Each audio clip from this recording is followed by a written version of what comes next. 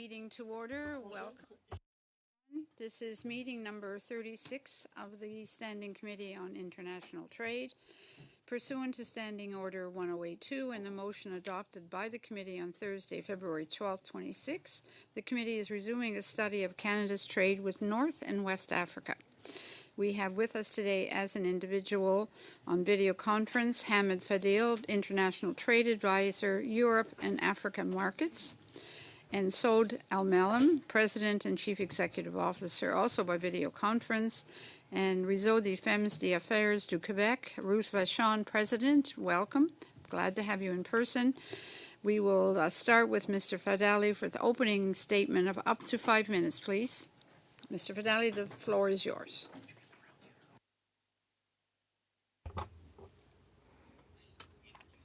Welcome, everyone. Thank you, honorable members. My name is Hamid Fadili. I'm the trade advisor, and I'm here just as an individual to speak to a very important topic. It's a big economic issue for Canada. Our strategic positioning in the markets of North and West Africa. As you know, honorable members, the world is changing rapidly. We are talking about supply chains that are being redefined, competition for access to resources intensifying, and new growth hubs are emerging. In this context, this is a key question.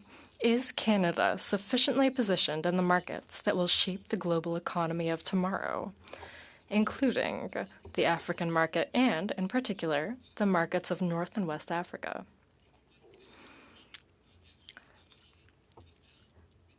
This is a growing and emerging market. A strong consumer base of 600 million inhabitants, a combined GDP of an enormous amount of money and an average growth rate between 3 and 6%. As an example, West Africa alone represents a market of over 400 million people, with some of the fastest economic growth rates in the world, between 5 and 7%, and infrastructure needs estimated at billions of dollars a year. By 2030, 1 in 5 consumers worldwide will be African, making it a particularly promising region for the years ahead. Despite this considerable potential, Canada is lagging behind. Less than 1% of Canada's foreign trade is directed towards Africa. Canada exports around $6-8 billion annually to Africa. Meanwhile, China exports more than $330 billion to Africa. The European Union, more than $400 billion. Turkey, more than $40 billion.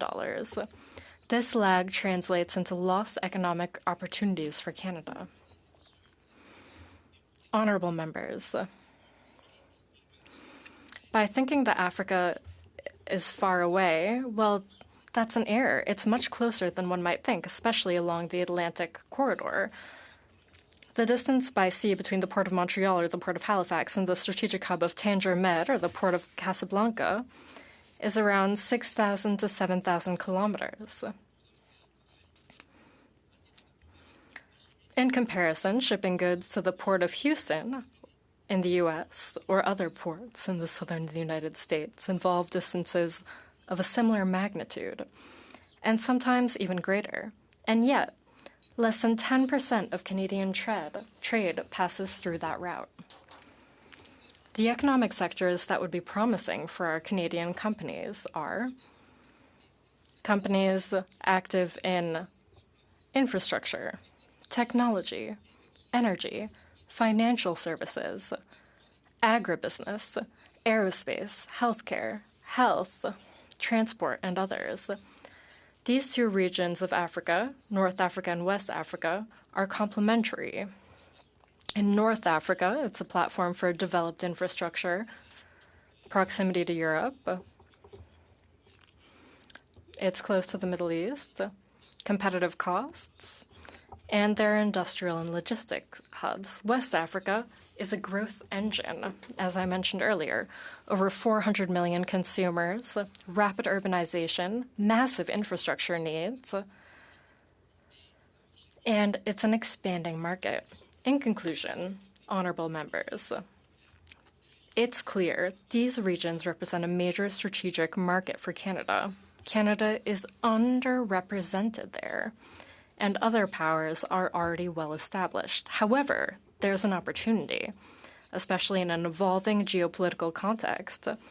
Political levers have been activated, and new economic corridors are emerging. I'm sorry, your 5 minutes, if you could just have your quick closing remarks.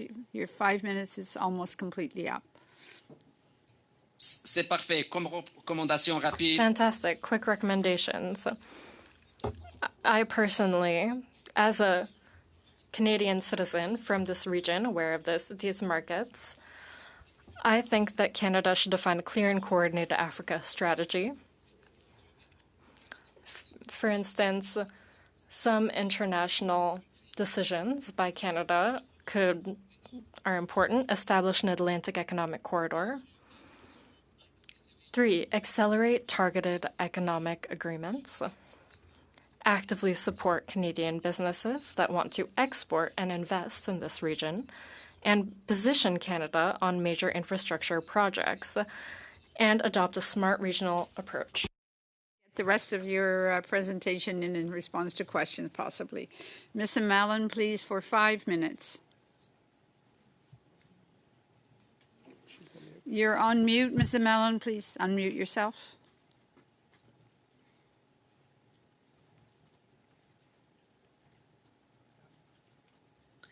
Mesdames et Messieurs, honorables. Madam Chair, members of the committee, it's a dream to be here among you today. In a rapidly changing world, companies and countries that succeed are those that know how to go beyond their own borders. Prime Minister Carney's speech in Davos made diversification a national imperative. The goal is to diversify our national partnerships and move towards an East-West basis. Africa and the Middle East are at the heart of this. And certain regions are underestimated, notably Atlantic South. Countries in North Africa and West Africa need to be thought of. Morocco is an excellent example of this dynamic because of its geography, because of the quality of its infrastructure and its strategic vision. It's a port of entry towards Africa. In some numbers, Morocco has one of the most developed infrastructure in Africa, excellent roads, and many, many kilometers of roads, including high-speed train.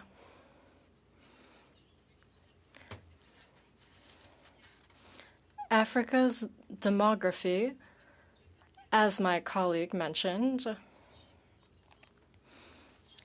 Africa has a growing demography.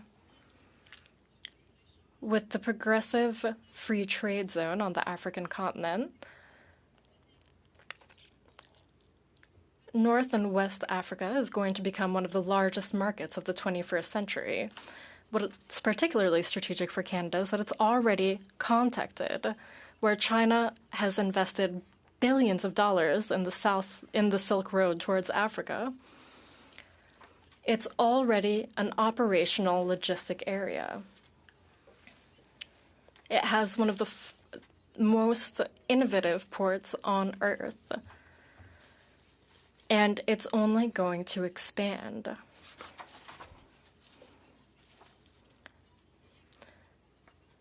And there are going to be even more ports. And there are also deep water ports.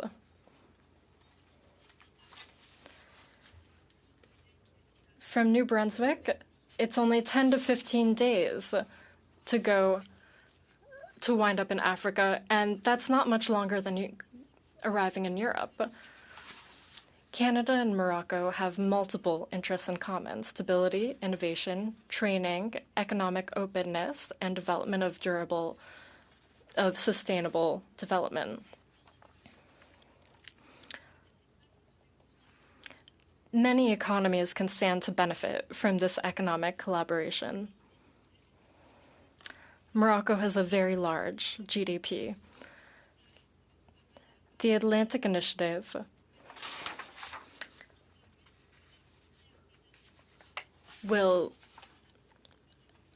Canada will only stand to gain from this economic partnership. This is a very useful strategic partnership. It's more important than ever to diversify our markets, solidify our supply chains, and create more partnerships. That's why the relationship between West and North Africa and Canada would be an excellent avenue to explore. To succeed, we have to believe in the complementarity. Canada brings innovation and rigor. Morocco brings regional rootedness, infrastructure, and a dynamic business environment. There's a large Francophone diaspora. Morocco and Canada could be a business dream team. We think mutual understanding can benefit a Morocco-Canada partnership. The South Atlantic is an excellent business avenue to explore.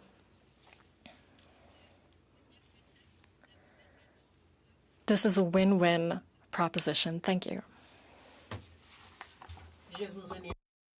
Minutes. Bonjour à tous. Merci de l'opportunité. Welcome, everyone. Thank you for giving me the opportunity to address you this morning. I am the CEO of the Réseau des Femmes d'Affaires de Québec for 16 years, and for the past 15 years, we've only focused on market access for women-owned businesses.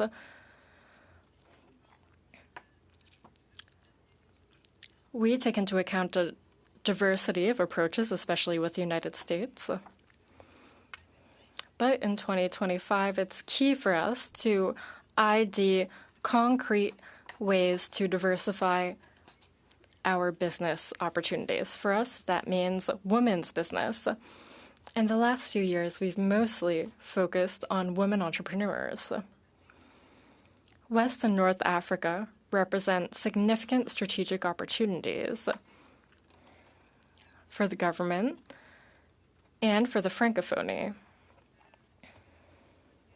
In Quebec, around 75% of women would rather do business in French. There's Europe, but Africa is a very relevant market.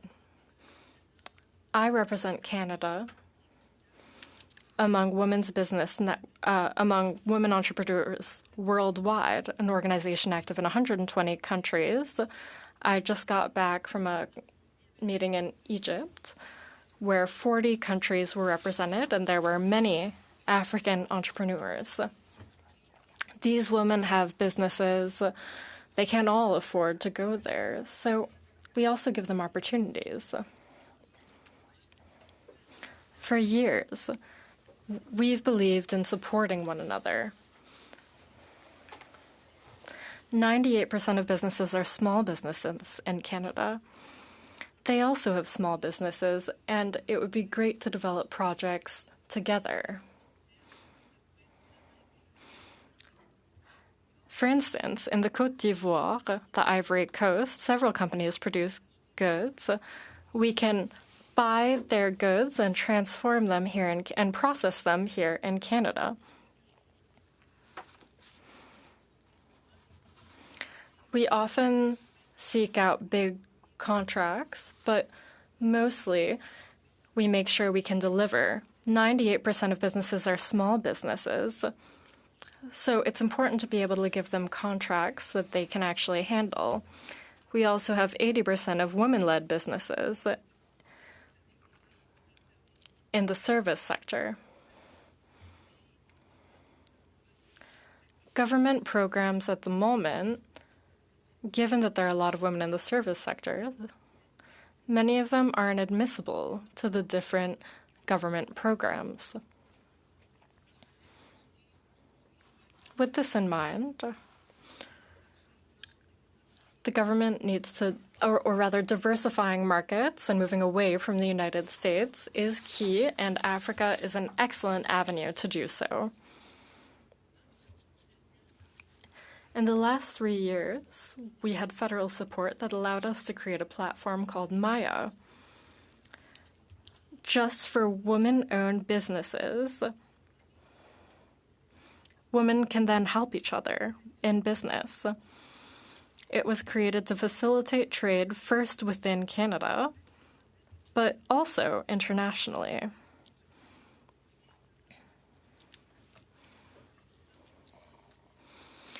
The importance of giving opportunities to Canadian opportunities, well, that's our priority number one. It's good for SMEs and also for small businesses that often are not eligible.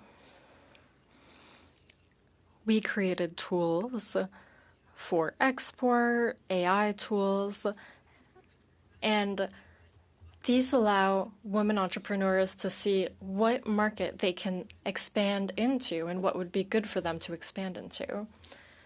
We suggest using this platform so that the government can develop markets in other continents and maximize investments that are already made by the government. Finally, in a context where we need to diversify our markets and go beyond the United States, regions like West and North Africa are important strategic investments. They're accessible in French, and it could really be worth looking into.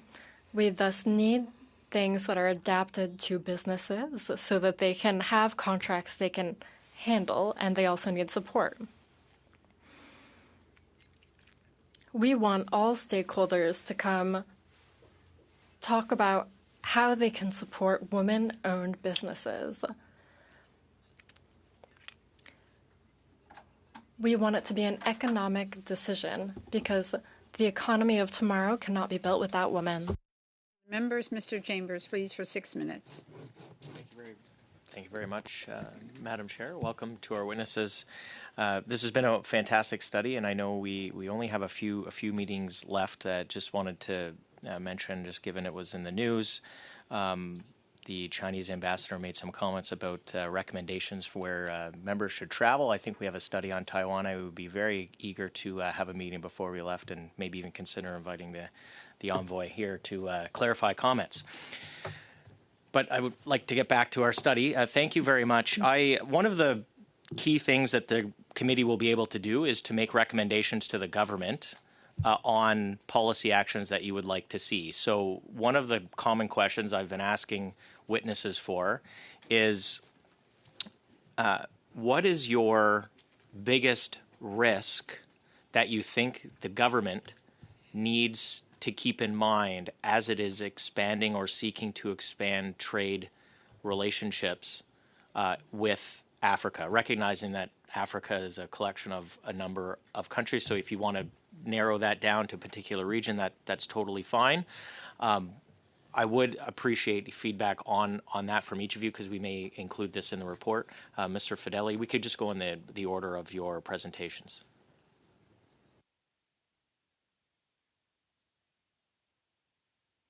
Fedeli? Merci pour votre question. Thank you for your question. What I can say on this is that Africa, yes, there are some issues to consider. Just like every other market, there are certain sectors that are a bit more complicated, such as defense, security. That's where Canada could come help mitigate some of these actions. But some other sectors, such as health, can have humanitarian implications. There's also the commercial aspect. So, yes, it does depend. Certain countries have a different political maturity, but it is important for Canada to prioritize certain of these issues, and I think we need to prioritize these particular countries and to consider every country's issues and how we can treat them differently. This is how I can answer this question best. Thank you. Yes. I would go in the same sense as Monsieur Fadili. The point being that the African continent, all 54 countries, they are not all on the same level and don't all have the same challenges. What is interesting, and as I mentioned earlier, that there are some countries that are more advanced as far as business issues go. They do have the necessary infrastructures, the will and the strategy to implement these. And I think that for Canada, it is necessary to go in a direction where we do important risk management, where we establish relationships with the countries that are ready for this. And in my opinion, it is clear that Morocco is ready for this. I'm not speaking only of Morocco. There are other countries in this particular corridor that are ready for this, such as in Western Africa. We have to establish relationships and partnerships between governments in a way that we can frame everything properly. And we do have to go forward first and foremost with countries that are ready for this. I hear a distinct preference or suggestion that Morocco represents, in your view, the largest or easiest potential opportunity with which we should be expanding in the short term. Is that correct? Clairement. Clairement, parce que... Clearly, because geographically speaking, there's the proximity. And then, of course, the infrastructure with how to go about doing business, the vision of the country, which already has a pre-existing relationship between Morocco and the rest of Africa. So all of these commercial routes from Morocco throughout the rest of the continent, I believe that Morocco represents or is an important and clear hub. This would be beneficial for many businesses, such as Bombardier. That relationship's already 15 years old. So we are able to put in place important projects. And we can go far beyond already what we've managed to establish. And the conditions are there. Madame Vachon, 30 seconds left. If you would like to include what you think is the biggest risk, but I note that you said that there used to be a government program. If you would like to make a recommendation on something that you would like us to include in the report, please. To maximize our chances of success, what's important is to go to the countries where our government, provincial and federal, are already quite invested, as well as our partners, such as Desjardins. What's important for us is to understand the networks that we're dealing with, to maintain these relationships, and that is sort of how we assess our better chance of success. Much, Madame Lapointe. Thank you very much to all the witnesses. I have appreciated all your witness accounts. Thank you. Madame Vachon, I know you've been to Africa several times. You've had trade missions there. You've also told me in the past, and I would like to hear you on these trade relationships. It's not just a question of speaking about it once. You mentioned Desjardins, but also our trade delegations. Do we need to do more in this direction? I'd like to hear your comments. Every embassy is different. Some perform better than others. But as a general rule, we do have a very good service. What's difficult for us is that the larger part of our clientele is in the service industry. It's often difficult to be able to assess.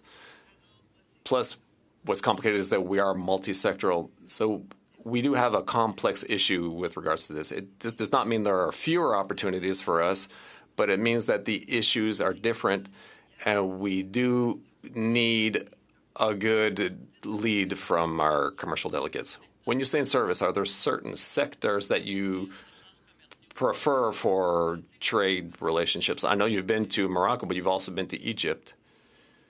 We've been to Tunisia, we've been to Algeria, several countries. This groups several countries, African countries, most of which have very strong networks that create products. And what we want to be able to do is to continue these relationships so that the products that are made there can be processed back here, sold here, so that we can grow both communities simultaneously. Thank you very much. I have a question for you. You have knowledge of my riding in Melil. As we all know, the aerospace industry is very well represented here. I had mentioned earlier to Madame Vachon, do you think that on this level there are improvements to be made so that we can improve our commercial ties, whether it be with a hub in Morocco or in Côte d'Ivoire? I'd like to hear your comments on this. Thank you, Madame Lapointe, for your question. It is very pertinent. I would say, as Madame Vachon had mentioned,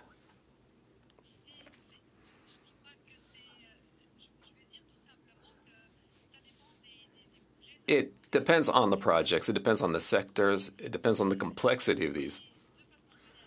In a general way, yes, there is a service. Can we improve it? Of course. And I think the important thing is to get into the details. We can have people put them in a relation with each other, but what I've seen over the past 20 years through this Canada-Africa corridor is that there are also other projects that I have put into place in Morocco. There is a relationship to be done in return. We need for Canada to understand the opportunities. For example, had I not been with Bombardier in 2005 and that I had started explaining to my employer that there had been an opportunity there, no one would have known this. No one would have believed me. We have to make sure to share information properly because we have a lot of risk, but we don't discuss opportunity enough.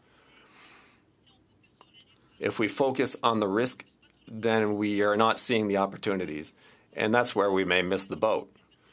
So, no one would have known in 2008 that Morocco had such a presence in aerospace industry. So, I really had to bring people along so that they could see for themselves. As I say, seeing is believing. So I believe that the quality and the development in the African industries, it's when people actually go and see for themselves that they can see the opportunities. So there is improvement to be done so that there's clarity with regards to these opportunities. Thank you very much. Earlier, I believe you had said that mutual confidence and comprehension is important. Is French an ally or a facilitator in what we are seeking to achieve here? As far as I'm concerned, it is clear and it is fundamental, the importance of taking advantage of the fact that we are all part of the Francophonie, and it is the strength of this Francophonie that is important. I have my own business in Morocco. I think it's extraordinary to see that there are people sitting in the offices in Casablanca who can work directly with teams in Montreal. Thank you. Thank you, Madame Vachon. I would like to hear you. Time's running up. I would like to come back on what was said. Sometimes we just have this reflex to go to France because we speak French.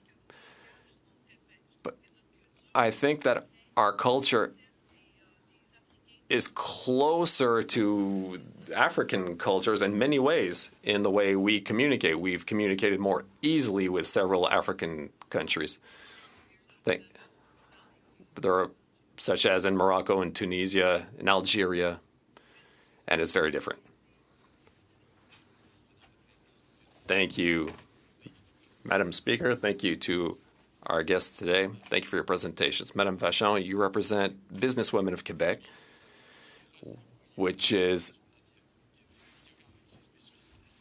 a specific part of the Quebec business sector. You have access to opportunities in Africa. Is there a specific relation between the business women here and those of Africa? We go where the opportunities are, and we feel that in Africa there's a lot of room for growth for our business women. Because firstly, I won't get into maturity levels of businesses because our businesses are more mature. But if we think of the production that they have, there are many women who work in the agri-food industry.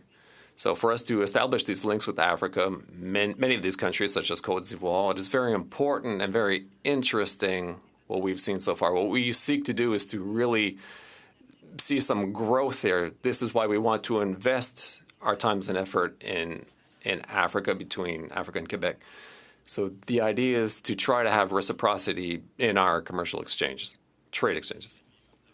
So you are with the Business Women of Quebec.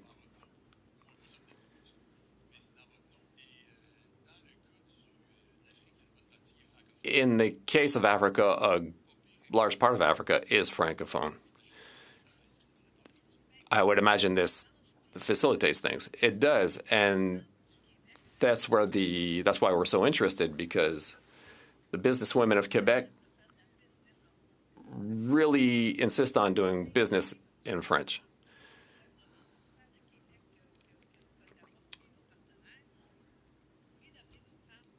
We, along with the help of our provincial and federal governments, we want to help our women establish this. In this context, we know the businesses in Quebec, there's a great culture. There's a good sense of togetherness. We can see it throughout all of Quebec. We know that normally a business who only seeks to make profits and doesn't want to establish relationships with others are left aside. So a business in Quebec who doesn't have that feeling of solidarity will be left aside. But in Quebec, this is how things work. But in Africa, it's much more competitive with relationships to Russia and other countries. Well, we have to not see it this way. We have to see it's not the African government. It's not African businesses. These are specific businesses in Africa that we want to be able to establish relationships with, that in the medium to long term, in the next few years, we'll be able to establish things with.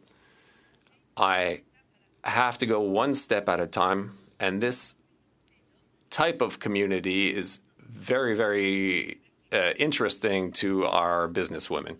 But the type of quality you speak of, this is a quality I find oftentimes to be amongst women.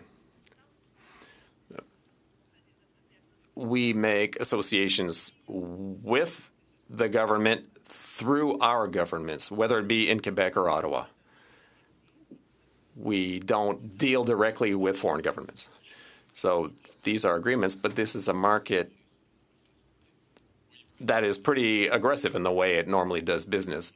I understand there are opportunities, but are also risks. I'll have to say I don't really shy down from any danger. It's one of my faults.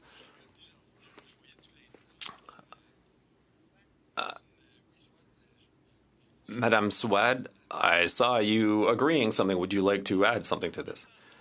I agree completely with Ruth. I can't speak about aggressiveness. I do business in this part of the world since 2005, 2006. I've never seen aggressiveness. I have seen competitiveness, and that's what's important. We have to be competitive. We have an opportunity to step out of our comfort zones. We've been used to a North American comfort zone. Now we have to step out of it. And this requires efforts. And that's what we have to do. The market is very representative of the world markets, this competitiveness. But aggressiveness, I've never witnessed this myself. But yes, we have to be competitive, and we aren't always. Would you say you have the same faults as Madame Vachon? Not at all, because had I not managed to do 6 industrial projects and to have my own business on the continent, I've never seen any problems with this. Thank you very much. Merci, Monsieur Mackenzie, pour 5 minutes. Merci, Madame. Adila, you mentioned energy as one of the opportunities for trade and increased trade relationships. I do believe I'm still the only member of Parliament on this committee who hails from Western Canada, a place in Canada where we produce a great deal of energy. Some of the things I've read about North Africa and West Africa, there's significant petroleum production, both crude oil and natural gas. And North Africa in particular has become a very important supplier of liquefied natural gas to Europe. And this is a result of challenges with Russian natural gas supply. Do you have any comment on that? It seems that there's both great production, but also growing opportunities for import. And I presume that that is primarily due to an increased need for energy.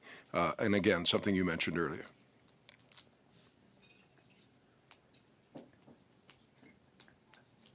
Merci pour la question. Thank you for the question.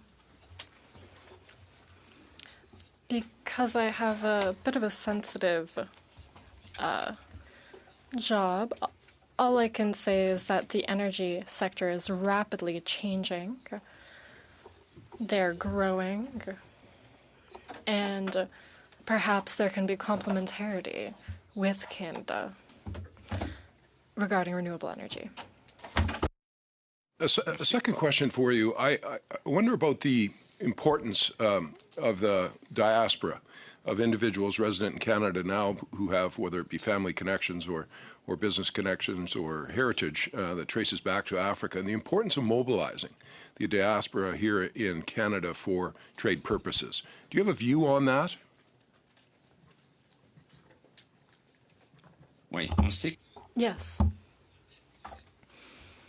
We know that the diaspora plays an important role in bringing countries together, and that's the case for here and now as well. It's a real fact. It's not easy, especially when there wasn't necessarily a history between Canada and Africa, a social and cultural history. So there's an effort of acknowledging that and of bringing the two trading blocs together. We're right on the Atlantic, as I mentioned earlier. Canada and Africa is not so far away. The role of the diaspora is really key in bringing West and North Africa and Canada together for investments, socially, culturally as well. The diaspora is important. When we think of the Francophonie, that's also key. For Canada, it's very worth it to acknowledge that. Elma Lem, you have your hand up on your screen. I'm Yes. going to presume that means you'd like to comment on the same subject, the importance of Yes, the I do. diaspora in Canada. Yes, I do. Thank you for the question. En réalité, je voulais juste apporter. I'd like to draw something to your attention. I'm the chair of United Action for Africa. The organization is made up of a diaspora group in Canada and throughout the world. Our goal and our mission is clear. We work to keep a connection with the African continent. We also work on structural projects, Canadian structural projects, with Africa. So each member of my organization, and they're all professionals, business people, entrepreneurs, they work not only to promote, but also to create that link. We develop concrete projects. We're working on those projects in order to create that link with the African continent. And the relation of each members with the continent is key. From that group, there are people from the African diaspora abroad, but now their business is in Africa. And so the group is very, very tightly knit. For 5 minutes, please. Merci, Madame la Présidente. Merci à nos témoins. Thank you, Chair, and thank you to our witnesses. I have a question for you, and I'll share my time with my colleague. Mr. Fadili and Madame El-Malem, same question for both of you. Perhaps 30 seconds each. Recently, we received those that accompany banking services, and we heard that they only had one representative in Africa. So, two-part question. First, is one representative enough? If not, how many do you need? I can start. Yes, there's only one representative. There used to be more, and it was unfortunately reduced to one. To speak to the second part of your question, the question is a key one. I used to be involved. Let's call a spade a spade. I was involved in a project that the private sector that was ready to invest in the continent. Well, what happened? Oh, the bank wasn't ready because of risk issues. And in my opinion, their risk evaluation mechanisms were simply archaic and no longer suited to the modern day. I already brought that up. Merci. I already brought it up with the EDC. And Mr. Fadi, I agree with my colleague.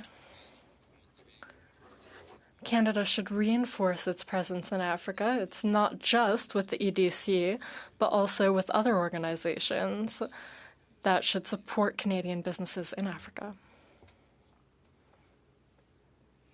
Let me start off by thanking all three of the witnesses. You obviously come at this with many years of experience.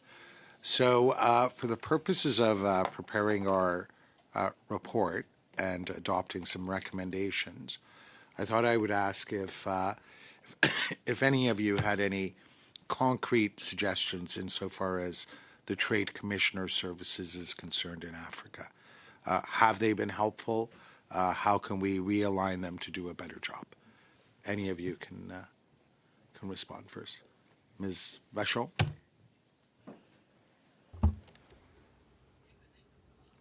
Knowing their market really well is important. Being able to target their market and to fulfill the client's needs. Not just one client, clients. If we want our businesses to scale, well, they have to know how to grow. Perhaps offering different services, but at least being there for all Canadians. Okay. That's my response. Were they inaccessible, or did they not know the market? C'est pas qu'elles ne sont pas accessibles. It's not that they're inaccessible. It's that the clientele we represent, 80% of them are small businesses. Because we're small businesses, we're often left to the wayside. And when we work with many, and so when we get to trade delegations that are specialized, well, it's hard for us to use those programs. So maybe having one person internally that's networking with all the different sectors, that would really help us, and accepting all client bases, not necessarily investing a huge amount, but just having a service that would also be given to small businesses, not just to big businesses. Fadili, Ms. Malem, Any particular observations, concrete suggestions or recommendations? Oui, personnellement, je pourrais compléter ce que Ruth a dit. Yes, I agree with my colleague. I'd add one thing. Beyond the work of trade delegates, it's a service that goes from point A to point B, but not from point B to point C, etc. And often it's involved in a big project. It's important to have good support for the business people, and I'm not saying that just to mention my own business, but in my business, that's what we do. We go beyond point A to point B. We offer expertise. We offer expertise in the sector, the way one should negotiate. We support the entrepreneurs. We offer project management expertise.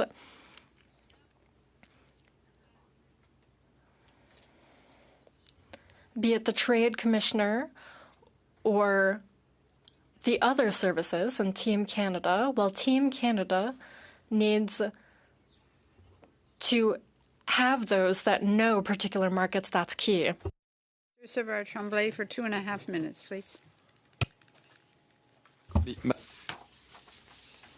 Madame Elalem, to make the link with your last answer to my question, which follows up on what Madame Vachon said, one of the things you said is that you need to change the risk perception on the African continent, unrisk Africa. But there is a real risk, and I understand we're not talking about the government, but there is corruption, institutional and corruption that affects businesses. There's forced labor as well. In your opinion, what are the serious risks? I understand that perception can change, but for you, what are the risks that are founded? The question is for me? Yes.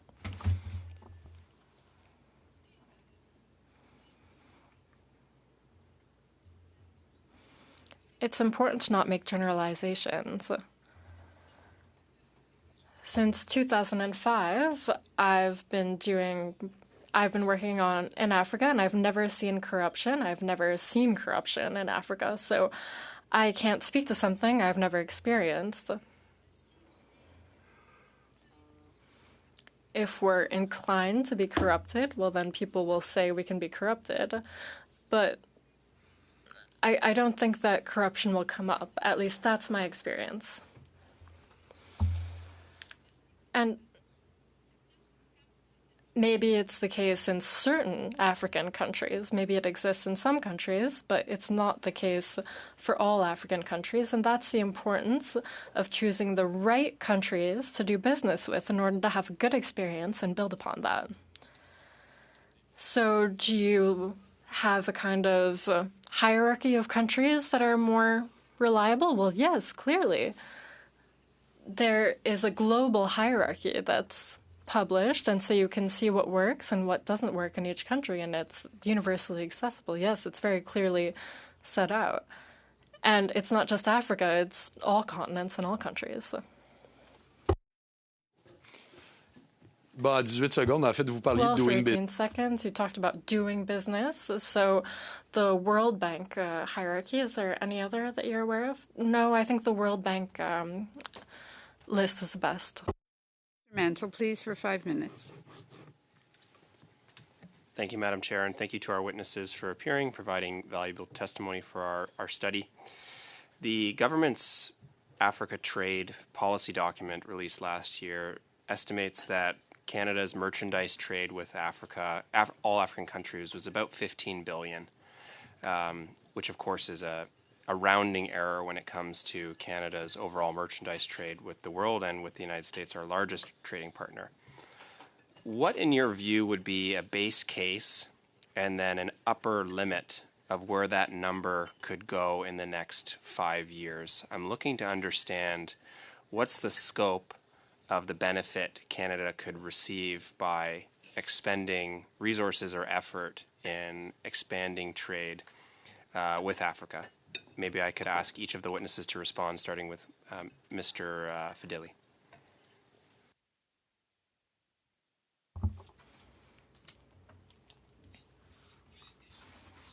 I don't have any numbers on the potential amount of business between Canada and Africa, particularly for North and West Africa. Qu'on pourrait aller chercher en renforçant notre. What potential could we seek out based on those markets? Well,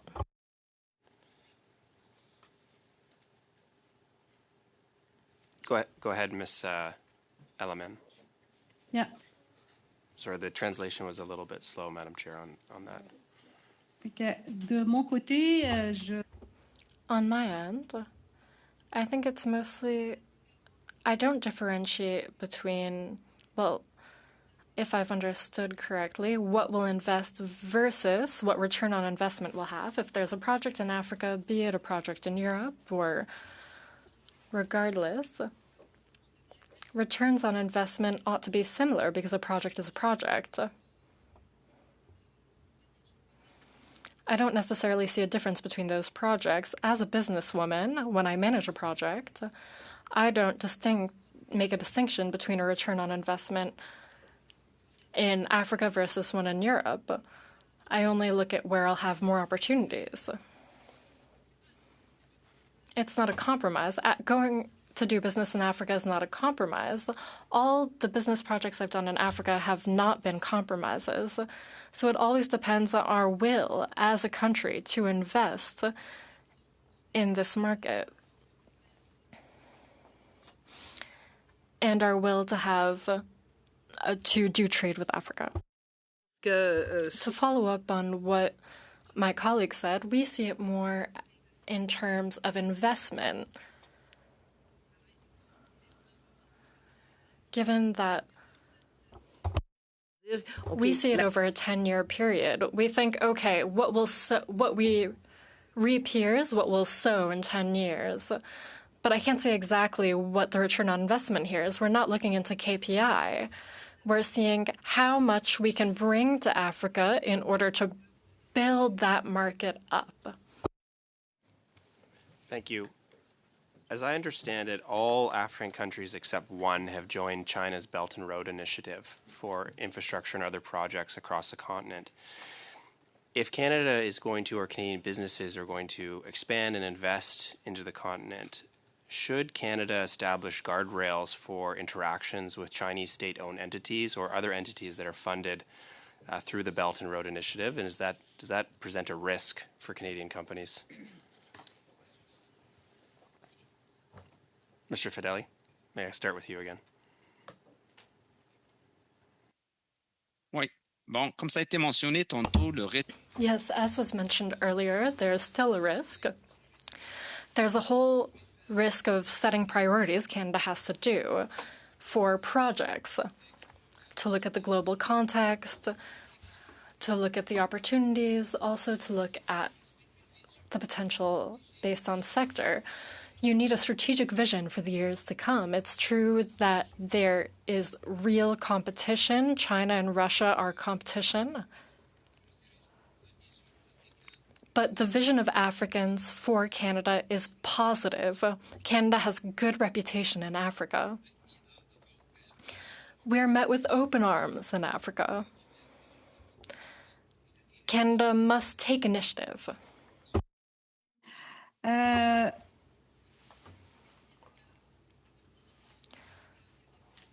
When Mr. Carney went to China to do business with China, well, I think it's a new opportunity to do business with China in Africa. However, we should work with China in Africa the same way we do business with China elsewhere. For 5 minutes. Thank you very much, Chair, and I want to again thank the excellent witnesses who are here and giving us some really good advice. Let me start by this question. I think, all of us know Africa is a very big continent, large population base. It's a very diverse continent as well in terms of its makeup. Can I get advice from perhaps all three panel members as to where Canada should focus on doing more trade with Africa in terms of regions or countries? Where do you see we can be far more effective, both in terms of growing our economy here in Canada, but also help the African economy as well? And perhaps we can start with Madame Al-Malem, then Mr. Fideli, and then Madame Vachon. Merci beaucoup, Monsieur Nagui. Thank you very much. That's an excellent question. When I think about Africa, and when I talk about my idea of Africa and the South Atlantic, that includes North and West Africa, that region with enormous potential, well, when I think about food sovereignty, I imagine us here in Canada with agro-food projects in Africa that Africa could benefit from, and Canada could ensure food sovereignty and seek out everything that's important today from the United States or elsewhere, and that Canada could produce what they're missing, what can't grow in cold places. In my opinion, it's an amazing win-win potential. And Canada can make that happen tomorrow.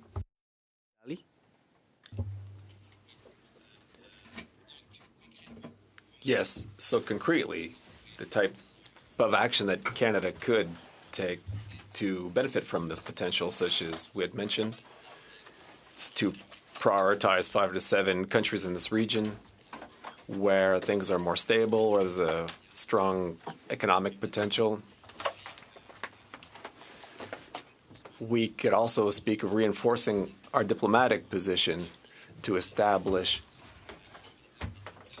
confidence with investors and the civil society which is in place. And from a financial aspect, it could also be worthwhile to see about establishing funds that would be reserved for Canadian investors who would want to explore the business opportunities in these regions. Earlier, we spoke about the advantage of the Atlantic,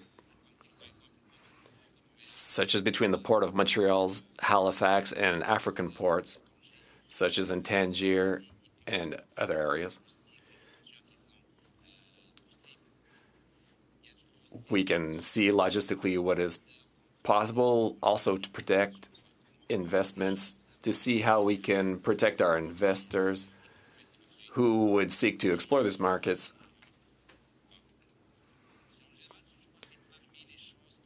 In general, I think these are some of the things that could be dealt with over the next few months, but we need to establish a certain amount of confidence between Canada and the aforementioned countries,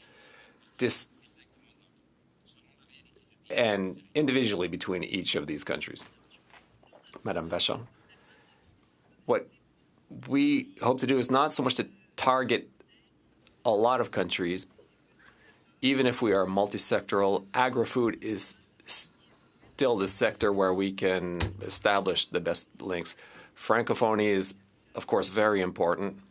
But I would add to this that for us it is very important to be able to sort of rely on research our government's done. Where our government has analyzed and has decided where it was a good idea to invest. So we will start firstly on a basis of confidence on what the government was able to assess as, say, more reliable or less fragile sectors. Merci. Valuable testimony for our study. I will suspend for a moment while our other panel comes up. Thank you again to our witnesses.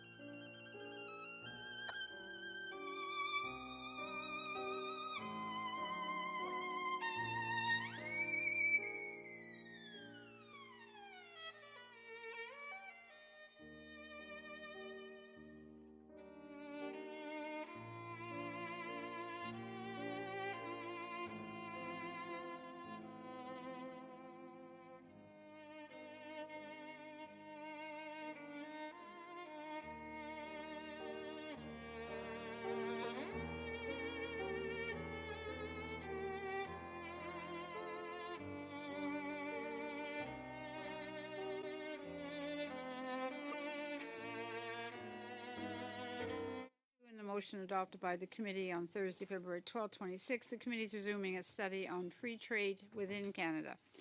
We have with us today from the Canadian Pork Council, Renee Roy and Claire Chiteau, Senior Vice President, and from the Quebec International by video conference, Carl Viel, President and Chief Executive Officer. Welcome to you all. Mr. Viel, we open the floor with up to 5 minutes, please. Merci beaucoup. La parole pour 5 minutes. Thank you very much, Madam Chair. Ladies and gentlemen, members of the committee, thank you for the opportunity to discuss this with you. Free trade within Canada, a fundamental issue for the competitivity of our businesses in Canada. I have had the opportunity to appear before you, therefore I will not come back on the...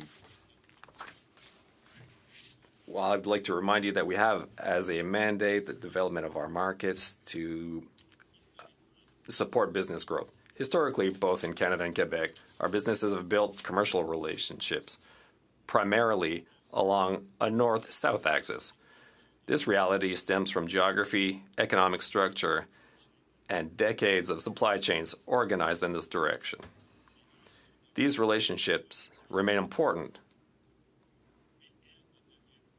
but they should no longer be the sole foundation for business growth. Today, it is becoming increasingly clear that developing a genuine East-West dynamic within Canada represents a largely untapped potential. The Canadian market, however, offers remarkable diversity of expertise, industries, talent pools, and innovation hubs, which are often complementary from one province to another. However, developing interprovincial business relationships does not happen automatically. Establishing business practices, building a network of trust, and understanding the unique business realities of each province requires time and guidance. Too often, companies underestimate business opportunities within Canada itself while prioritizing more distant and demanding markets. This is why free trade within Canada must be viewed not only as a regulatory issue, but also as a shift in business culture. Encouraging businesses to think East-West, to collaborate more across provinces, and to integrate Canadian partners into their value chains strengthens the resilience of our national economy as a whole. In this regard, we welcome the ongoing efforts and regulatory changes to facilitate intra-Canadian trade.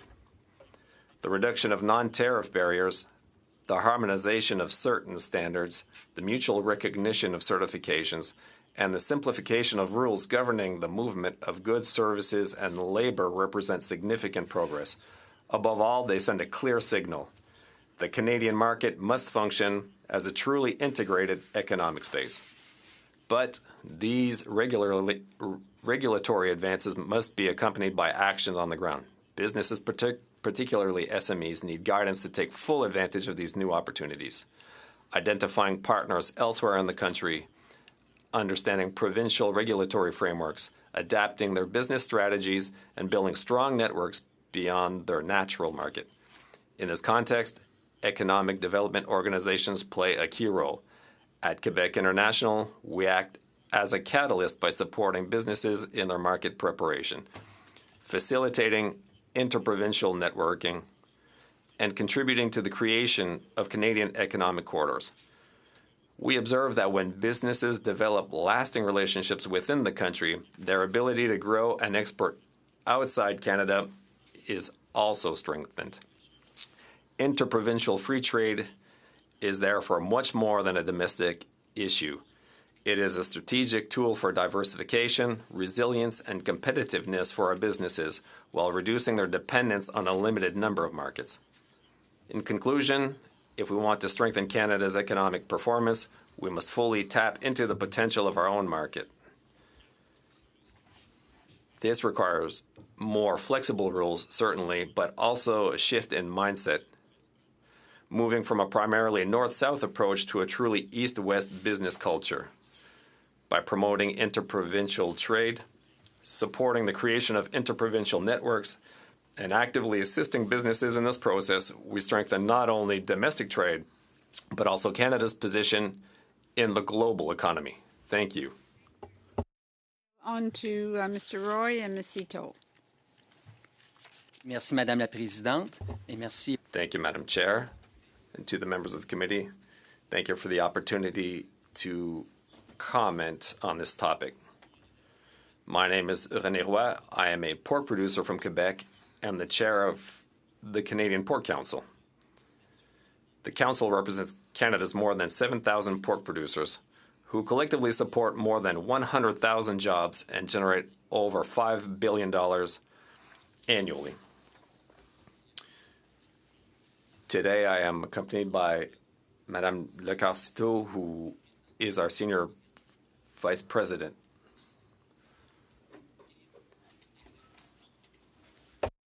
The domestic food supply and international trade, with more than 70% of our production exported to more than 80 countries. This success is built on a reputation for excellence in food safety, traceability, animal health, all underpinned by the rigorous oversight of Canada's federally inspected system. Indeed, that system has already solved our internal trade challenge in pork, as some 94% of our products goes through federally inspected plants. While CPC supports the spirit of strengthening Canada's internal market, we must ensure our global market continue to welcome our products, thanks to their faith in our federally inspected system. Product processed in federally inspected plants move between provinces without any barriers, and we would object to any move deeming provincially inspected meat products as an equivalent to federally inspected meat. At present, meat from provincially inspected plants may only be sold within the province of production. This framework reflects real differences. Federally inspected facilities must meet the requirement of the Safe Food for Canadian Act with continuous veterinary oversight, validated preventive control plans, traceability measures, and pathogen testing protocol aligned with the Codex Alimentarius standards. CPC does not support the weakening of our existing system, deeming provincial inspection equivalent to federal inspection. And an improvement of those standards in a unified way across the country would jeopardize food safety, consumer confidence, and Canada's international reputation. We do have an example of a provincial plant seeking to upgrade to federal facility, and we invite this committee to work with government officials to find the mechanism to help this plant. Northern Farm is the perfect example of a group of farms attempting to implement what the government is asking, but finding that the internal functions of government are not keeping pace with the agenda from the policymakers. As a path forward, CPC recognized the intent of Bill C-5 to enhance international trade. We believe this goal can be achieved without undermining Canada's food safety framework by two actions. First, preserving the requirement that interprovincial trade in meat products must come from federally inspected plants licensed under the Safe Food for Canadian Act. And second, supporting provincial facilities that wish to transition to federal licensing through cost-share programs, as we discussed earlier about Northern Farms. We are not against provincially inspected plants. We just want to make sure that it stays within the province. CPC urged the Government of Canada to maintain the integrity of federal inspections, preserve consumer and international confidence, and ensure a level playing field for all operators. We support interprovincial trade in pork only when provincial plants are upgraded to federal standards. In this way, Bill C-5 can achieve its objective, while safeguarding the long-term strength and competitiveness of our Canada pork sector. On this, will be welcome the questions. Thank you. Thank you very much. Mr. Mantle, for 6 minutes, please. Thank you, Madam Chair. Thank you to our witnesses for appearing, providing their valuable testimony for this study. Mr. Viel, I'll start with you. Simple question. In your estimation, do we have free trade within Canada right now? It's a good question. I think that, as I said through my testimony, I think that there is some work to continue to be done to manage and to leverage some of the barriers that we face between the Canadian system. If I may, I can take three, for example. The first one is the two official languages. So if you're a Canadian based in Vancouver and you're looking to export in the province of Quebec, New Brunswick, Ontario, and you're going to be looking at a potential customer who speaks French, then there might be a barrier of language. The second one is the two sets of laws that we have in Canada, civil law and the droit civil. And the third example is the differences in the taxes that are in between the different provinces. So that's a third element that we have to work on. And I think, as I said, the other element is that over the years, we have been mainly looking from north to south instead of east to west or from west to east. And I think that with the current situation, I think that Canada is moving in the right direction to improve the trade between the different provinces and territories. Thank you. Mr. Roy, Ms. Ito, same question to both of you. In your estimation, do we have free trade in Canada right now? From the perspective of the pork sector, yes, we do. Through the federally inspected system? Yes, as long as we keep the federally inspected system and that we allow those that are smaller to abide to these standards when it's time to trade beyond their provincial borders. We had testimony, Mr. Roy, from McCain Foods. I'd like to put some of that testimony to you and see if you agree with the comments from Mr. McCain. He said that, quote, "For way too long, Canada has supported a virtually unknown second-tier food safety system. The second system is a patchwork of substandard provincial and territorial regulations. These regulations all differ. They fall desperately short of modern food safety standards, and I would judge the food product produced by these substandard systems as unsafe." Do you agree with his comments? I wouldn't go that far. What I would say is that there is a patchwork, there is asymmetry. Beyond this point, if we have to make sure that it is safe, and it's not all standards that are equal from one province to the other.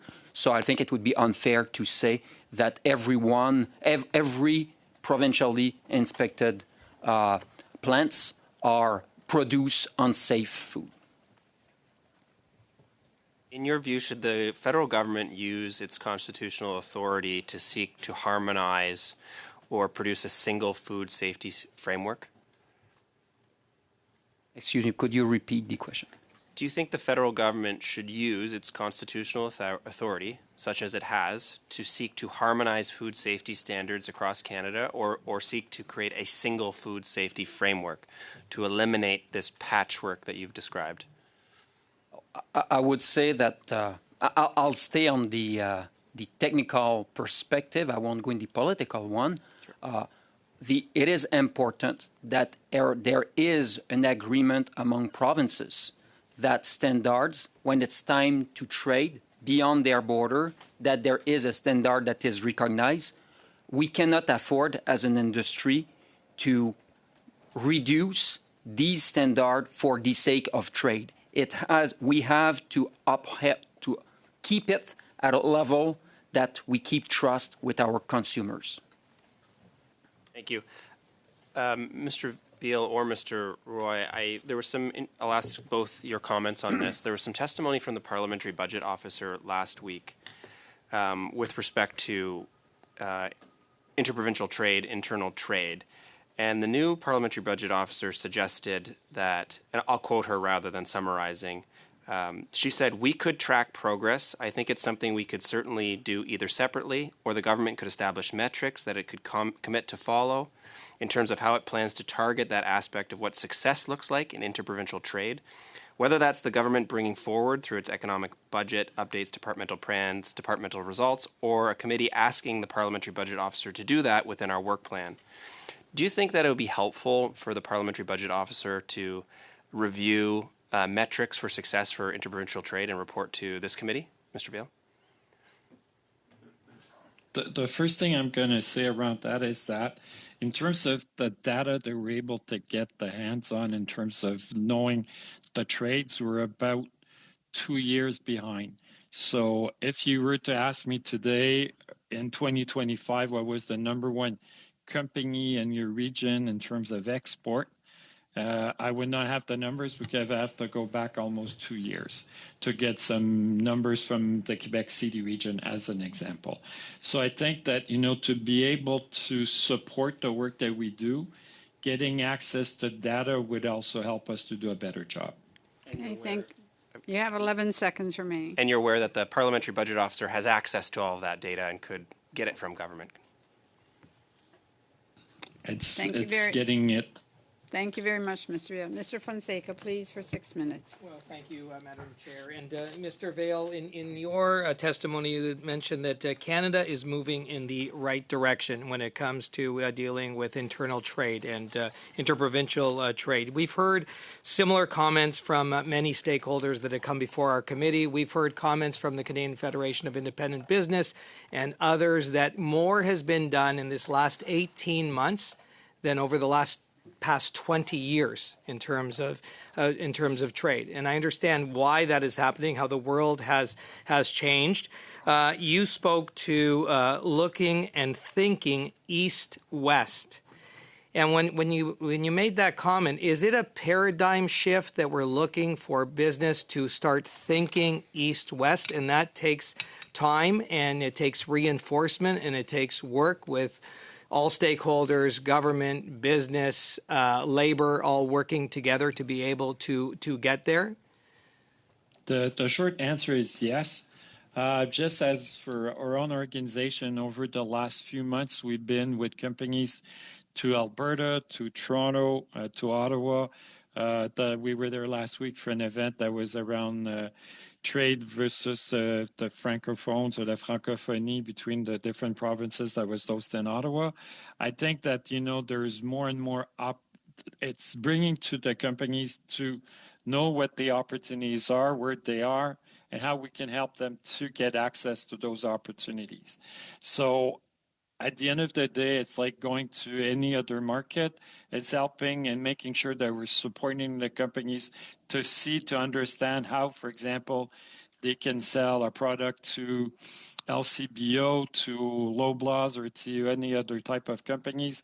It's providing the access, providing them the information, and also ensuring that the company that's also is in the process of selling a product or a good has the capacity to produce the amount that's going to be requested if they sign an agreement. So all of those things have to be done and have to be taken into account where we're working with companies to help them to move and gain some sales or exports in other provinces. It's a bit funny to say to export in other provinces we're in the same country, but I'm going to say to expand or sell across the country. So rather than looking always north-south through many of the trade missions or in terms of expanding business, to looking east-west and to continue on that path in a concerted way, is what I'm hearing from you. I've also heard from foreign business in terms of investing in Canada. So internal barriers, how do they affect foreign direct investment here in our country? Sorry, my mic was off. Well, if you look at it from an FDI perspective, as we have seen a change over the last few months. We're actually discussing this earlier this morning with some colleagues. We saw that there is more appetite for countries and from Europe, for example, to consider Canada, coming into Canada and looking at the opportunity. At the end of the day, we all know that we're 40 million in terms of population. We're not half the largest population in the world, so people will also be looking at other markets. But what Canada has to offer, and if you look at the other panel that you just hosted, stability, political stability, and other elements that will also brought up during the other panel also make Canada a right place to invest. And there are major opportunities to sell afterwards in the different provinces, wherever you're going to establish your subsidiary. Thank you. And we are looking to have $1 trillion over the next 5 years of foreign direct investment, and actually addressing this concern for those businesses would help in terms of achieving that goal. And attracting some companies that are going to come in some of the defense. If you look at submarines, other things like that, it's going to increase the sale, and it's going to increase the value of our companies because they're going to be selling more at the end of the day. And to Mr. Roy and Madame Citeau, Northern Farm. So you're saying they're doing an exercise now in terms of getting to that federal level as a collective, to be able to then sell interprovincially. Now, it's only 6%, right? 94% are federally inspected plants already of the product. It's the 6%, and then how to bring everybody to that level. So, in your recommendation is to take the example or the model that Northern Farm is implementing to get to that level. Is that what you were saying in your testimony? The challenge is that Northern Farm were provincially inspected plant, and they try to upgrade. And even if there has been a political signal, it is not translated through the various programs, so they have a hard time to have access to these programs. So ultimately, if we want to have our sovereignty, we have to be able to process our product within the country and trade it through the country. For right now, they try to upscale it, and it's a real challenge for them. Thank you very much. On to Mr. Savard-Tremblay for 6 minutes. Thank you, Chair. Thank you to all of our witnesses here today, and thank you for sharing your thoughts on this important question. Mr. Roy, you're a pork farmer yourself in Quebec.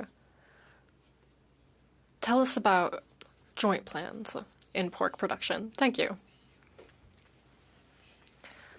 For putting pork to market, it's under a joint plan. So all producers work under a common contract with processors.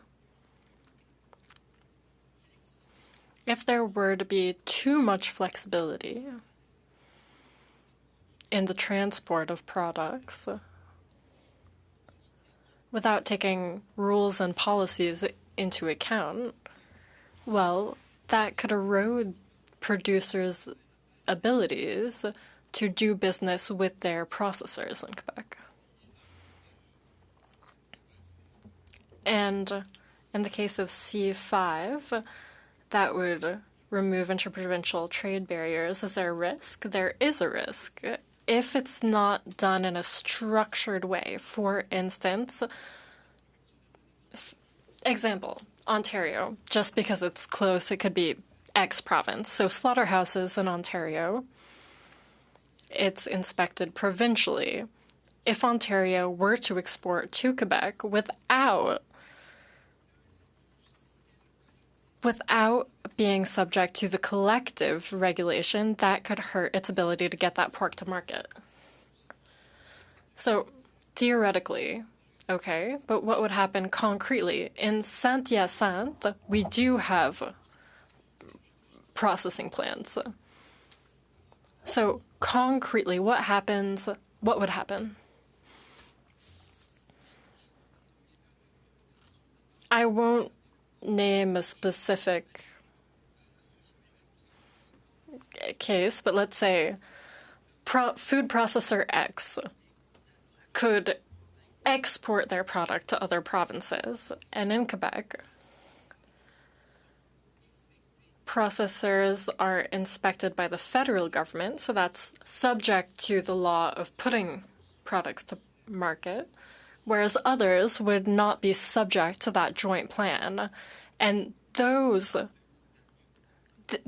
entities could import from Ontario. On a small scale, there's no impact. But if it's recognized, that impact could grow and unbalance the structure of the market. You said if it was known and recognized, so is that already in the case since C7? At the time being, there's an exemption. So there's no interprovincial trade.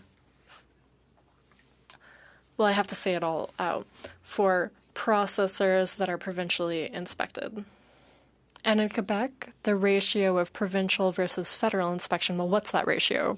I don't have the exact numbers, but I think it'll be the same scale as around 94%. So the vast majority. Yes. Excellent. So that's interesting, because raising barriers, or for free trade to be interprovincial or international, it's the same thing. There are barriers that are there for a reason, aren't there? There are physical barriers, like a nice solid fence. Well, there are benefits, and we agree in removing fences that aren't good if it can help processors and exporters. But, of course, there are barriers that are there for a reason. We didn't put barriers up just for fun. Thank you very much for your warning. And our committee will take that into account. I would almost want to ask a question to Mr. Viel, almost in the same vein, but not quite. When we say free trade, it's often a good thing, something we want. But there are also multiple businesses that are used to favorable treatment. And as soon as they're in agreement, we say, okay, you're on equal footing with foreign competition. In the interprovincial context, would there be any preparation necessary? Well, it depends. It depends on the sectors. Like back when Canada signed the free trade agreement with the European community, we prepared businesses to see, on the one hand, how those businesses could export towards Europe, and how European businesses could export to Canada. So we have to look into that. There are barriers that will be put in place, and I think we really have to raise awareness and prepare businesses for that eventuality and show them how they can take advantage of those opportunities. 14 seconds remaining. Merci. Thank you. Mr. Grillo for 5 minutes, please. Merci, Madame la Présidente. Monsieur. Thank you, Chair. Mr. Roy, welcome to the committee. It's always a pleasure. Always a pleasure to see a witness from Quebec, the most beautiful place in Canada. The government has made announcements about interprovincial trade barriers. There are still barriers. What can we do to improve or help our producers in Beauce? Well, I'll not quite speak to C5, but there is an issue in our region that was decried last week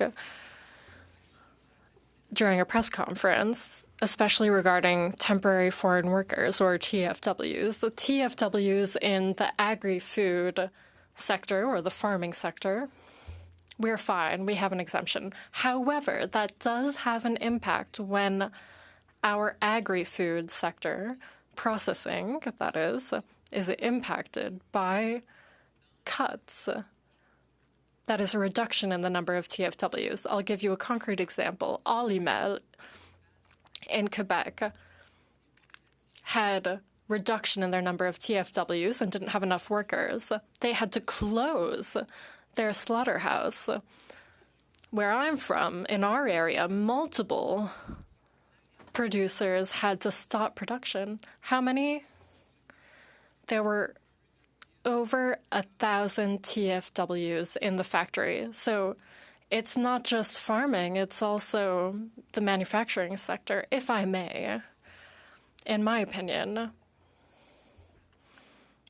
as a producer, it's a catastrophe to remove an industrial system that was built up over decades. Why? I don't have all the details, but it would be good for some people from various levels of government speak to one another more and find solutions to be very and I think they ought to be very pragmatic that could have a real impact on our economy. And before getting back to the issue, in both, there's a business that produces $500 million a year for the economy. Now, let's talk about a problem in Ontario and the export issue. Can you explain that export issue for us?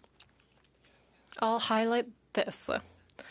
Ontario producers, after the closures of Olimel slaughterhouses in Quebec, had to redirect their pork, which previously went to Quebec, to the United States. It's really it's unfortunate because we lost surplus value. Producers bought a business of pork processing, in order to produce that pork in Ontario. However, they're faced with regulatory issues. The government said they would support those producers, and now they're not receiving that report. Politicians said one thing, but the government cogs were not able to fulfill on those promises on the ground. So those producers are having a hard time of meeting those obligations. You had spoken earlier about the workers as a possibility to work between the provinces as far as the workers go. Is that a possibility? I would say, quite humbly, from what I can say, is that the problem isn't so much between trade, because it is a very tightly woven market. We don't have very many workers. There is a bit of a language barrier. But I think we probably also need to allow for foreign workers, because when we can manage to feed our population, that reaffirms our sovereignty. One quick question. Why is it easier to do business north-south rather than an east-west axis? Can you explain this to me? Well,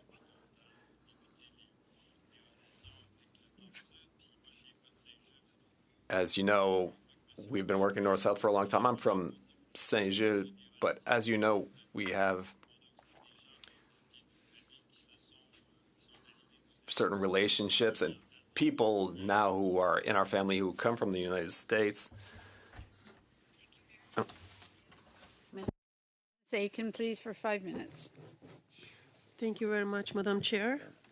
Mr. Roy, earlier this year, you highlighted the importance of collaboration between government, producers, and processors in maintaining Canada's strong food safety reputation. And that is exactly kind of partnership we want to build on as the government. So as we move forward with internal trade reforms, how do you see the right balance between reducing barriers within Canada and protecting the inspection systems and on-farm standards that are essential for maintaining access to export markets? Thank you for the question. I would like to stress the fact that there is a need for provincially inspected plants. Our question is not there. It is when it is time to make trade interprovincially.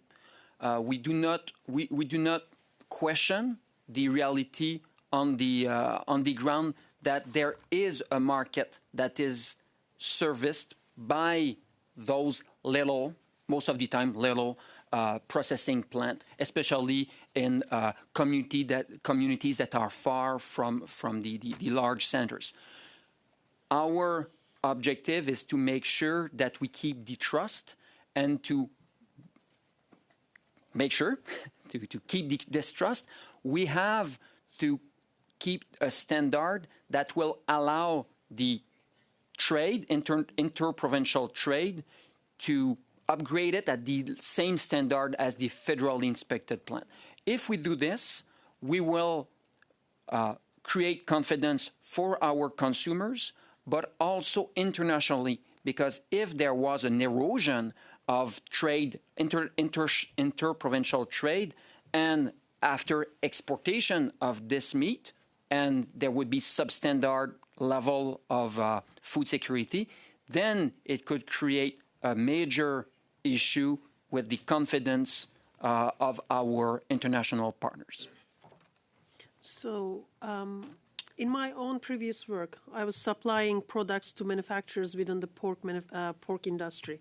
I saw firsthand how critical quality control, traceability, and consistency are, and not just for compliance, but also for maintaining the trust across the entire supply chain. So from your perspective, do the current measures under Bill C-5 provide enough certainty to preserve those standards in the pork sector? Or are there still gaps that needs to be addressed? And you want to add anything on top of your answer? The only thing that I would add at this point is that with 94% of our processing federally inspected, we are confident that the marginal part could continue to trade within the province. We know that there are some provinces that are requesting an opening, but there is a discussion among provinces that could happen too. So it's not only at the federal level that is taking care of everything under the umbrella. It can be also within provinces, but my understanding is they will have to upgrade their level of standard if they wish to. Thank you. In Burlington, which is adjacent to my riding of Oakville West, Fairmont's Pork is the largest pork processing facility in Ontario, processing upwards to 45,000 hogs per week and serving markets across Ontario, but also selling to eastern United States. We see firsthand the scale of operations like this and how dependent they are on efficient transportation networks to move their products across provinces and export into markets. So that volume generates significant truck traffic and relies heavily on the efficiency of local and regional transportation corridors. With the federal investments like the Trade Diversification Corridors Fund, do you see a real opportunity to strengthen logistics infrastructure for major agri-food hubs? And if those transportation corridors were improved, what kind of economic impact would that have on the pork sector? I need a very brief answer from someone to the member. Right. So I will say that major issues at the international level when it's time to trade outside of the country. So it's really important that, yes, we do strengthen our infrastructure. Thank you very much. Mr. Savard-Tremblay for 2.5 minutes, please. Merci. Monsieur Roy, pour aller peut-être même encore plus. Thank you, Monsieur Roy. To go a little further in this, is there any kind of issue between the standards? Because you gave certain examples, but what we would like to know is if there's a difference in standards. You gave us an example earlier with, essentially our question is, how does this pertain with the products that make it to restaurant shelves? Are we essentially going on a weakest link basis? Thank you. I would like to be more precise on something that had come up earlier, one of the questions from one of your colleagues. What a previous witness had said, I would like to highlight the fact that there is a variety of standards across the province. Some are near the federal standards, and I would have no hesitation whatsoever in consuming products coming from those installations. But if we go down in the standards, I would be concerned, especially when certain types of transportation is involved. Yes, there could be a problem with, again, going with a weakest length approach if we allow certain establishments to establish their own rules.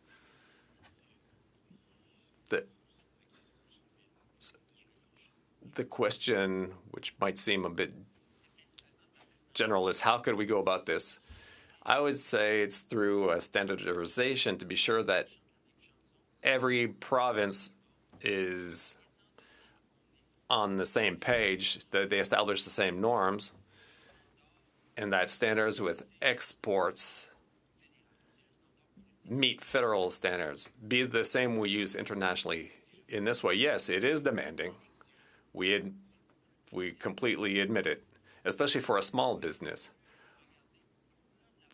But if it looks outside of its own province's borders, it then becomes possible for these industries to go about it this way.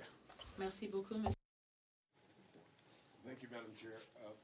Mr. Veal, I'd like to ask you, what is it you've seen the federal government engaged in the last year with respect to improving our opportunities for east-west trade within Canada?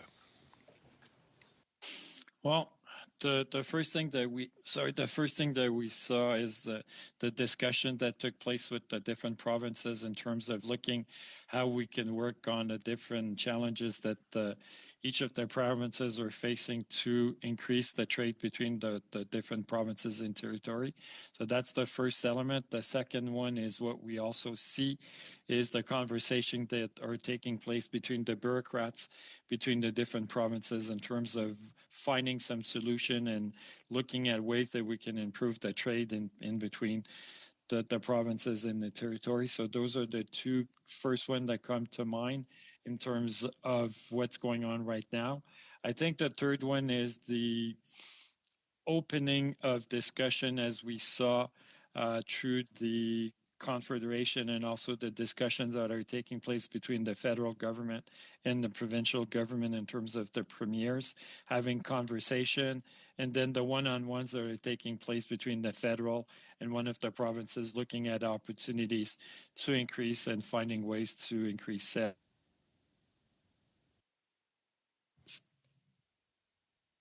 And that meets what I generally understand to be the circumstances, and that is that we're continuing to have a lot of conversations. And I'm wondering if you've seen concrete actions, and in the event you have not, what would be top of your list for steps that can be taken now? What's within reach that we can actually stop talking about and start doing? The first one is one that we actually have started as of this year, is increasing the number of trade missions that we're doing in other provinces or other cities to give access and opportunities to our companies to see what are the opportunities in Alberta, in Ontario and other provinces, in New Brunswick or wherever we're looking at. I think these are the first thing that we can see. And there's also a lot of opportunities to find companies that can actually work together and finding ways to supply larger companies in the country and then afterwards around the world. And we know that, for example, that there is going to be an announcement probably tomorrow around Airbus, and that's a big opportunity for Canadian and companies across the country that are going to be able to sell components to Airbus, and then afterwards they're going to be selling their airplanes to Asia. So those are great examples of what we can do to continue to help our companies to move and to increase and see the opportunities that the Canadian market is offering. And I have to believe that an increased domestic trade or business opportunity for any particular company would improve its chances of attracting foreign direct investment. You mentioned that earlier as a key component for growth. Yes, it is. There is opportunity from also attracting companies from other countries to come to Canada. And I'll say one thing that was told to me once by the CEO of a company: going to Toronto or to Calgary, Edmonton is further away than going to Japan. So if we have those companies located in our country, it's easier to build the bridges, finding ways to work with them. And once you get in, you come in as a supplier, there's also more chances that you're going to get into their supply chain, not only in Canada, but elsewhere around the world. So we certainly have a fair amount of experience with integrated supply chain. At the present, that's primarily north-south as opposed to east-west through Canada or internationally. But you see opportunities there for Canadian companies to expand our trade outside of our U.S. relationship? Yeah, if I take, for example, in Quebec City, we're very strong in NDT, non-destructive tests. Major opportunities to work on the West Coast with the pipelines, the gas, and other examples that are coming from the oil and gas industry. So there are some opportunities in bringing our companies to see what they are, meeting the right people, and understanding the tendering process to obtain contracts. Okay, you have 18 seconds. I just wonder if you have any comment on the role of our Trade Commissioner Service domestically in terms of assisting some of the East-West conversations you've referred to. I think that's it's like there is some in different cities, and we have to work with them as well and increase the relationship with these people. Okay. Thank you very much. Mr. Lavoie, please. Thank you, Madam Chair. Thank you to our witnesses to have been here today with us. It's always nice to see you. Mr. Viel, my first question is for you. It's a two-part question. The first part being, I'd like you to speak to us on potential. We've done a lot of trade going north-south. What is, in your opinion, the east-west potential? Are we talking about 200 billion? Is that realistic? Is this a good potential? And what sector would you prioritize? Thank you for the question, Monsieur Lavoie. Firstly, we need to look at the potential by sector and to evaluate the opportunities. Earlier, I had cited the example, I was speaking of oil and gas. And when we see how businesses work in Quebec, we put a lot of emphasis on non-destructive tests. These